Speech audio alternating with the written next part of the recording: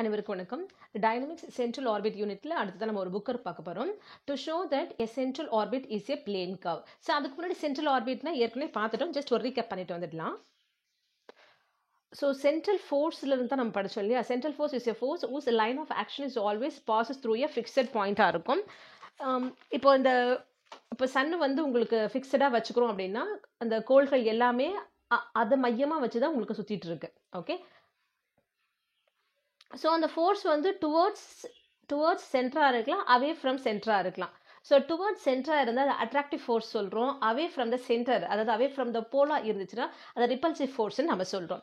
So இந்த move ஆகிற இந்த பார்ட்டிக்கிள் இருக்குது பார்த்தீங்களா, இந்த பார்ட்டிக்கிளோட பார்த்து தான் நம்ம சென்ட்ரல் ஆர்பிட் அப்படின்னு நம்ம சொல்கிறோம்.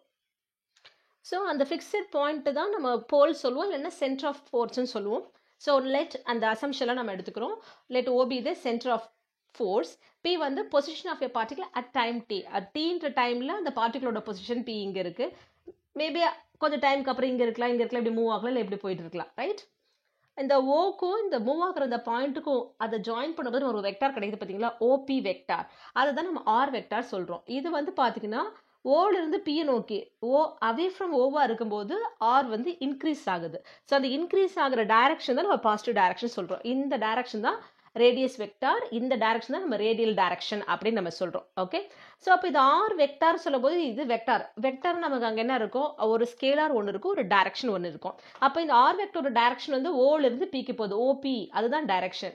இதனோட மேக்னிடியூட் ஸ்கேலார் சொல்லும் போது அதை நம்ம வெறுமனே ஆர்ன்னு ரெப்ரசென்ட் பண்ணுறோம். அதாவது modulus r vector simply r OP. Okay, so இப்போ வெக்டார் நம்ம போட்டோம்னா அது வெக்டார் ரெப்ரசென்ட் பண்ணுது. வெறுமனே ஆறு நம்ம எழுதுறோம் அப்படின்னா அது எதை ரெப்ரசென்ட் பண்ணுது, அதனோட ஸ்கேலார் ஃபார்மை ரெப்ரசென்ட் பண்ணுதுன்னு அர்த்தம். ஓகே, ஸோ நம்ம சென்ட்ரல் ஆர்பிட் படிக்கிறதுக்கு வந்து நம்ம polar form of the curve தான் நம்ம படிக்கிறோம். ஸோ போலார் ஃபார்ம்னு சொல்றது p of r comma theta நம்ம எழுதுவோம். எனி பாயிண்ட் வந்து ஜென்ரலாக ஆர் கமா தீட்டா.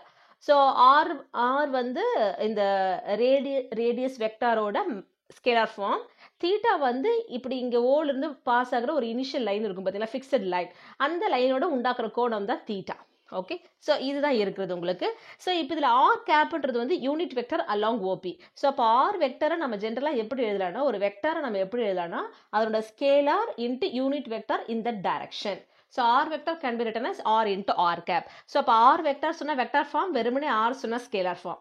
அப்போ ஸ்கேலாரோட ஒரு யூனிட் வெக்டார் சொன்னால் அகைன் இது வெக்டார் ஃபார்ம். ஓகே, ஸோ அப்போ ஆர் வெக்டர்ன்றது நமக்கு unit vector along OP. So எம்ன்றது வந்து இந்த மாஸ் ஆஃப் த பார்ட்டிகளோட மாஸ் எம்.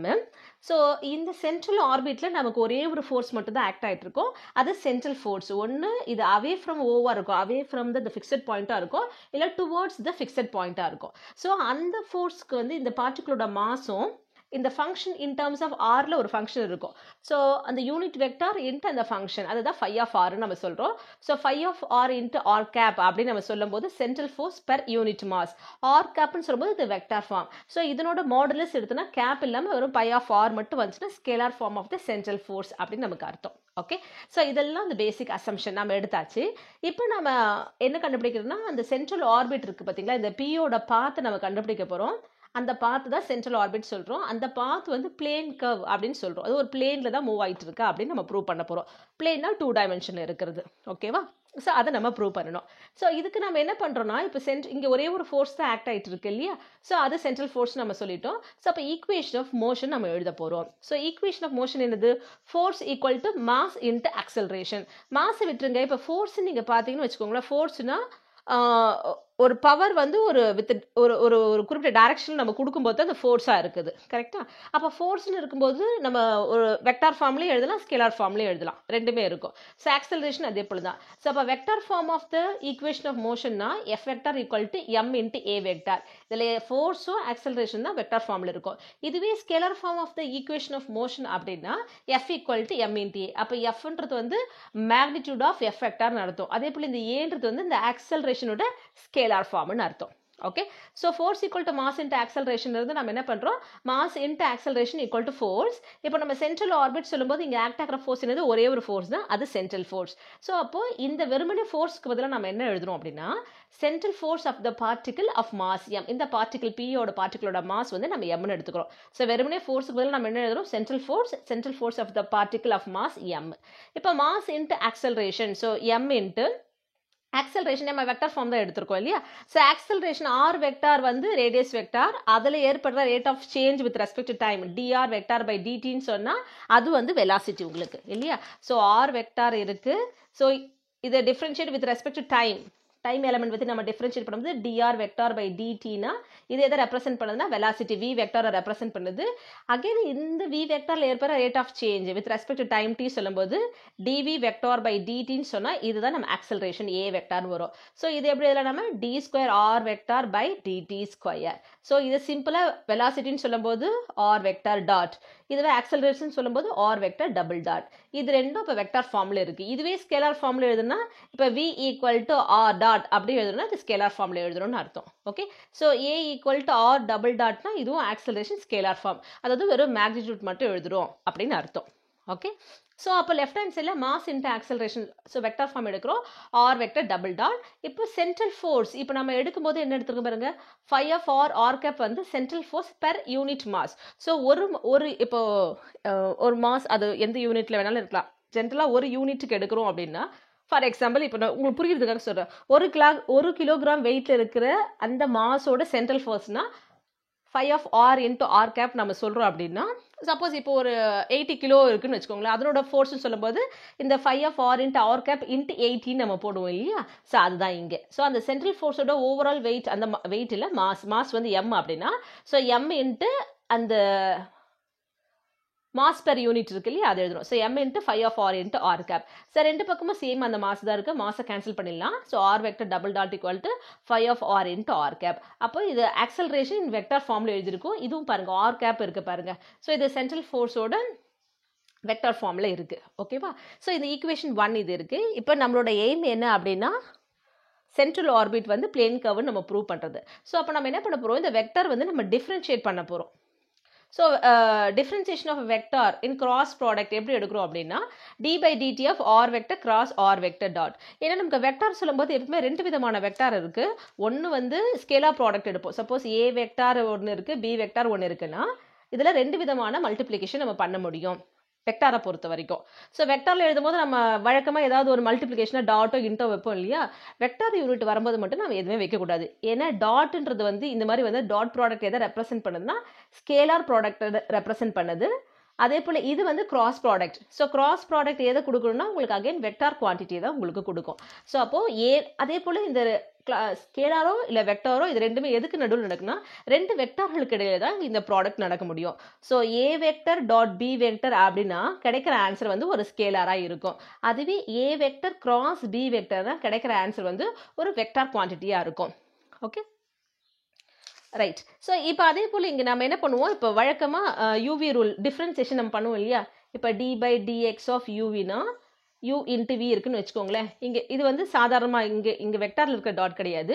யூவி ரூலில் என்ன பண்ணுவோம், ஒன்றை வச்சுட்டு ஒன்று டிஃப்ரென்ஷியேட் பண்ணுவோம். ஸோ யூவை வச்சுட்டு வியை டிஃப்ரென்ஷியேட் பண்ணால் வி டேஷ் ப்ளஸ் வியை வச்சுட்டு யூவை டிஃப்ரென்ஷியேட் பண்ணால் யூ டேஷ் நம்ம சொல்லுவோம். இது ஆர்டினரி மல்டிப்ளிகேஷனில் சொல்கிறது.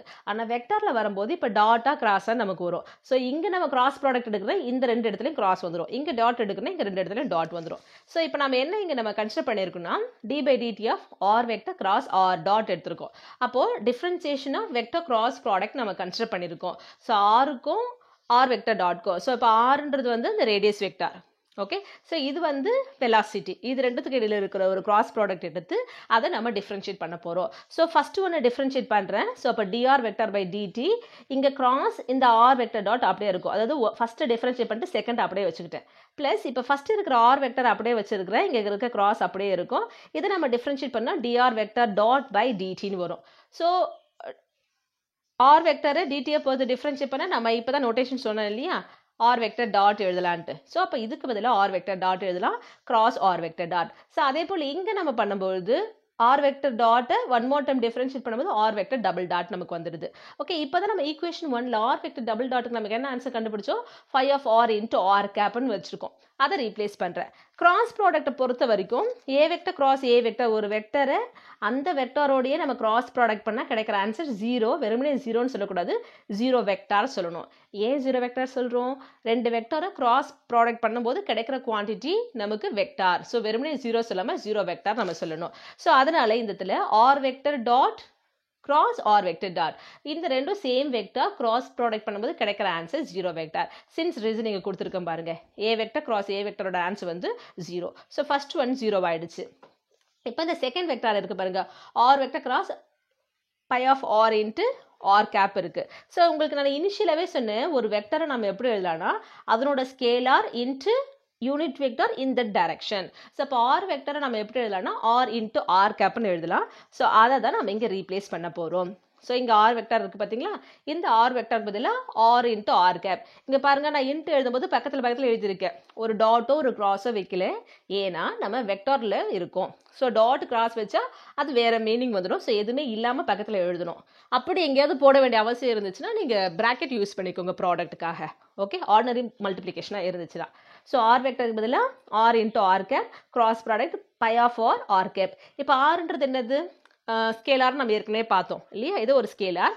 பை ஆஃப் ஆர்ன்றதும் ஒரு ஸ்கேலார் ஃபங்க்ஷன் தான், ரைட். அப்போ நமக்கு ஏற்கனவே நான் சொன்ன மாதிரி இந்த கிராஸ் ப்ராடக்ட் எதுக்கு நடுவில் நடக்குன்னா ரெண்டு வெக்டாருக்கு நடுவில் தான் நடக்கும். அப்போ இந்த இருக்கிற இந்த ஸ்கேலார் குவான்டிட்டி இருக்குது பார்த்தீங்களா, இது ஆர்டரி மல்டிப்ளிகேஷனில் நம்ம வெளியே எடுத்துடலாம். அப்போ ஆர் பை ஆஃப் ஆர் அப்படியே வந்துடும். ஸோ இங்கே இருக்கிற வெக்டாருக்கும் இந்த வெக்டாருக்கும் நடுவில் தான் நமக்கு கிராஸ் ப்ராடக்ட் நடக்கும். அப்போ r cap cross R cap, again cross product between the same vector நமக்கு என்ன வந்துடும், ஆன்சர் 0 வெக்டார் வந்துடும். ஸோ இதுக்கு 0 வெக்டார் போட்டால் 0 vector into anything into 0 vector. ஒரு டிஃப்ரென்சியேஷன் ஈக்குவல் டு 0 வெக்டார் வருது. ஸோ எப்போ நமக்கு டிஃப்ரென்சியேஷன் 0 வரும் அப்படின்னா டி பை டிஎக்ஸ் ஆஃப் ஒரு கான்ஸ்டன்ட் நம்ம டிஃப்ரென்ஷியேட் பண்ணுறோன்னா தான் நமக்கு 0 வரும். டிஃப்ரென்சியேஷனில் differentiation of constant is 0.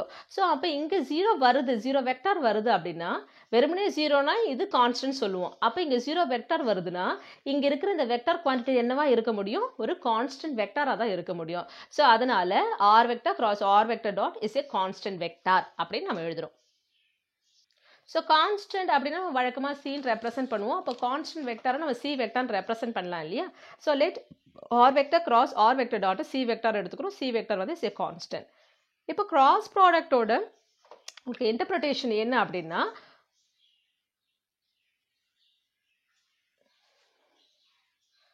So இப்போ ஏ வெக்டார்னு ஒன்று இருக்குது, பி வெக்டார்னு ஒன்று இருக்குது, அது ரெண்டுத்துக்கும் இடைப்பட்ட கோணம் தீட்டாவாக இருக்குது அப்படின்னா, ஸோ இது ரெண்டும் வந்து இப்போ இந்த ஓன்ற ஒரு பாயிண்ட் வழியாக போகுதுன்னு வச்சுக்கோங்களேன். அப்போ இது ரெண்டும் ஒரு பிளேனில் இருக்குது. ஓகே, ஒரு பிளேன்னா 2 டைமென்ஷனில் இருக்குது. ஸோ ஓலிருந்து ஒரு ஓலிருந்து போகிற ஒரு வெக்டார் ஏ வெக்டார், அதே ஓலிருந்து போகிற இன்னொரு வெக்டார் பி வெக்டார், அது ரெண்டுத்துக்கும் இடைப்பட்ட கோணம் தீட்டா, இது ரெண்டும் ஒரு பிளேனில் இருக்குது அப்படின்னா இந்த ஏ வெக்டார் கிராஸ் பி வெக்டார்ன்றது அகைன் ஒரு வெக்டார் குவான்டிட்டி இல்லையா. அது என்ன இருக்குன்னா இந்த ஏ வெக்டாரும் பி வெக்டாரும் இருக்கிற பிளேனுக்கு பர்பண்டிகுலராக இருக்கும். ஸோ அப்போ இந்த ஏ வெக்டார் கிராஸ் பி வெக்டார் வந்து இது மொத்தத்துக்குமே பர்பண்டிகுலராக இருக்குன்னு அர்த்தம். உதாரணத்துக்கு நம்ம இப்போ வீட்டோட அந்த செவத்து மூளை எடுத்துக்கலாம். கீழே இருக்கிறது தான் இந்த பிளேனு. ஸோ அப்போ இது எக்ஸ் ஆக்சிஸ் ஒய் ஆக்சிஸ் மச்சுமா வச்சுக்கோங்களேன். இது ஒரு பிளேன். அப்போ மேலே பர்பண்டிகுலராக இருக்குது பார்த்தீங்களா, அங்கே தான் ஏ வெக்டார் கிராஸ் பி வெக்டார் இருக்கும். ஓகே, ஸோ இதுதான் இந்த கிராஸ் ப்ராடக்டோட இன்டர்பிரிட்டேஷன். ஓகே, ஸோ அப்போ இந்த பிளேனுக்கு இந்த ஏ வெக்டார் கிராஸ் பி வெக்டார் இந்த பிளேனுக்கு பர்பண்டிகுலராக இருக்குன்னா இந்த பிளேனில் இருக்கிற எல்லா வெக்டருக்கும் பர்பண்டிகுலர் தான். உதாரணத்துக்கு இந்த நோட்டை எடுத்துக்கோங்களேன், இந்த நோட்டுக்கு பர்பண்டிகுலர் இப்படி வைக்கிறேன்னு வச்சுக்கோங்களேன். அப்போ இதுதான் உங்களுக்கு ஏ வெக்டார் கிராஸ் பி வெக்டார். இங்கே ஏ வெக்டார் பி வெக்டார் இருக்கும், இது இருக்கிறது ஒரு பிளேன், இதுக்கு பர்பண்டிகுலராக இது இருக்கும். இதுக்கு பர்பண்டிகுலர்னா இங்கே கீழே எது இருந்தாலும் அதுக்கு பர்பண்டிகுலராக இருக்குது. ஸோ ஏ வெக்டாருக்கு இதுக்கு பர்பண்டிகுலராக இருக்கும், பி வெக்டாருக்கும் பர்பண்டிகுலராக இருக்கும், இந்த பிளேனுக்கும் பர்பண்டிகுலராக இருக்கும். ஓகேவா. ஸோ அப்போ இது ஏபிக்கு சொன்ன மாதிரி நம்ம r vector cross R vector dot நம்ம என்ன எடுத்திருக்கோம் அப்படின்னா சி வெக்டார்னு எடுத்திருக்கோம் இல்லையா. ஸோ அப்போ நம்ம என்ன சொல்லலாம், R vector cross R vector dot equal to C vector implies இந்த சி வெக்டார் வந்து எதுக்கு பர்பண்டிகுலராக இருக்கும், ஆர் வெக்டாருக்கும் பர்பண்டிகுலராக இருக்கும். இல்லை சி வெக்டார் வந்து perpendicular to R vector dot சொல்லலாம். இந்த சி வெக்டார் வந்து perpendicular to the plane containing R vector and R vector dot which passes through O அப்படியும் சொல்லலாம். ஸோ அப்போ நான் இங்கே என்ன எழுதியிருக்கேன் பாருங்க, அப்போ சி வெக்டார் வந்து பர்பண்டிகுலர் டு ஆர் வெக்டார். அப்படின்னா என்ன அர்த்தம், இந்த ஆர் வெக்டார்னா it's nothing but OP vector இல்லையா. So OP vector is always perpendicular to C vector. அப்போ பீன்றது என்னது, is always in the plane through O and perpendicular to C vector. So அப்போ பிளேன்ல இருக்கு அப்படின்னாலே பிளேன்ல இருக்கிற அந்த மோஷன் நம்ம என்ன சொல்லுவோம், கோப்ளனார் சொல்லுவோம். So the motion of P is coplanar. ஒரு தளத்தில் அமைகிற வெக்டர், ஒரு தளத்தில் அமைகிற அந்த இயக்கம், கரெக்டா. ஸோ அதுதான் the motion of P is coplanar. So அப்போ கோப்ளனார்னா என்ன அர்த்தம், அது ஒரு பிளேன்ல இருக்குன்னு அர்த்தம். the orbit is a plane curve. So அவ்வளோதான், hence prove the result. நம்ம அதுதான் ப்ரூவ் பண்ணணும். Hence, the central orbit is a plane curve. So, the same question, the central orbit is coplanar nu சொல்லலாம் உங்களுக்கு. The motion of central orbit is coplanar-னால நீங்க இந்த ஸ்டெப்போட stop பண்ணிக்கணும். Okay. So அவ்வளோதான். அந்த புக் ஒர்க் ஃபுல்லாக ஒரு வாட்டி பார்த்துடலாம்.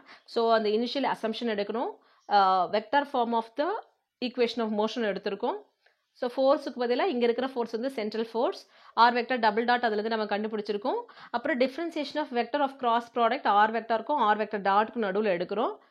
ஸோ அங்கே எடுக்கும் பொழுது நமக்கு இங்கே ஆர் வெக்டர் டபுள் டாட் வரும். அந்த ஆர் வெக்டர் டபுள் டாட்டுக்கு பதிலாக இந்த கண்டுபிடிச்ச ஆன்சர் ரீப்ளேஸ் பண்ணுறோம். Cross product between the same வெக்டர்னா 0 வெக்டர் வரும். So again R vector R cap வர மாதிரி எழுதியிருக்கும். இங்கே வெக்டார் ப்ராடக்ட் பிட்வீன் 2 வெக்டார்ஸ் தான் ஸ்கேலார் ஃபங்க்ஷனை வெளியே எடுத்துட்டு R cap cross R cap சொல்லும்போது அகைன் 0 வெக்டார் வருது. இப்போ டெரிவேட்டிவ் ஈக்குவல் டு 0னா இந்த குவான்டிட்டி வந்து மஸ்ட் பி ஏ கான்ஸ்டன்ட். அப்போ இந்த 0 வெக்டர்ன்றதால this must be a constant vector சொல்கிறோம். ஸோ அதுக்கப்புறம் இந்த கிராஸ் ப்ராடக்ட் எடுக்கிறோம். ஸோ இப்போ R vector cross R vector dot என்னவா இருக்கும், ஒரு கான்ஸ்டன்ட் வெக்டாராக இருந்தால் அது perpendicular to the plane containing 2 vectors R vector and R vector dot. So அந்த 2 வெக்டாரும் ஓ வழியாக பாஸ் ஆகுது. அப்போ அந்த பிளேனும் ஓ வழியாக பாஸ் ஆகுது. ஸோ இப்போ ஓபி வெக்டார் வந்து பெர்பெண்டிகுலர் டு சி வெக்டார். அப்போ பி இஸ் ஆல்வேஸ் இந்த plane through O and perpendicular to C vector. Hence the motion of P is coplanar சொல்லலாம். இல்லை the orbit is a plane curve. Hence, the central orbit is a plane curve. So, question எப்படி கேட்குறாங்களோ அதுக்கேற்ற மாதிரி முடிக்க கற்றுக்கோங்க. நன்றி, வணக்கம்.